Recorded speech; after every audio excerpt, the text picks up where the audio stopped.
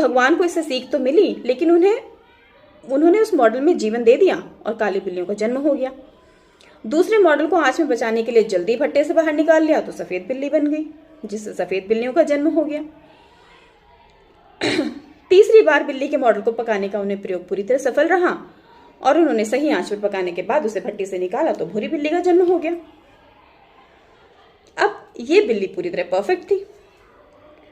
अब तुम अंदाजा लगा सकते हो कि सबसे बेहतर रंग कौन सा है। अब ये कहानी क्योंकि भूरी बिल्ली ने सुनाई थी तो उसने अपने आप को भी श्रेष्ठ साबित कर दिया। काली और सफेद बिल्लियों को ये बात हजम नहीं हुई और उन्हें पता चल गया कि ये काल्पनिक कहानी है, इसमें कोई सच्चाई नहीं है। उन्होंने झगड़ना बंद कर दिया और फिर से दोस्त बन गई। वो समझ चुकी थी कि बाहरी दखल से कभी लाभ नहीं होता और बहस में कभी कोई जीत नहीं सकता। इंसान खुद को श्रेष्ठ साबित करने के लिए बिना विचार किए हमेशा बहस करता है, जिसका फायदा किसी तीसरे को होता है। इस कहानी से हमें सबक मिलता है, खुद को श्रेष्ठ बताने से बेहतर है कि दूसरों के गुणों को भी स्वीकार करें।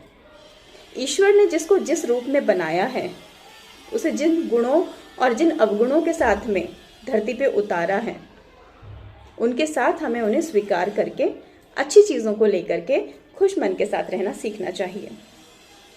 आपसे बहस करके, आपसे मनमुटाव करके, आपस में झगड़ा करके ना तो कभी किसी को कुछ हासिल हुआ है और ना ही होगा।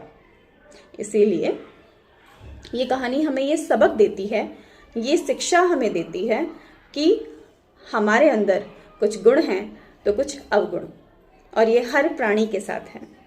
कोई भी परफेक्ट नहीं है। इसीलिए गुणों का सम्मान करें, अवगुणों को इग्नोर या दरकिनार करके उस इंसान की अच्छाई को थोड़ा सा महत्व देते हुए उसे अपना बनाने की कोशिश करें। धन्यवाद।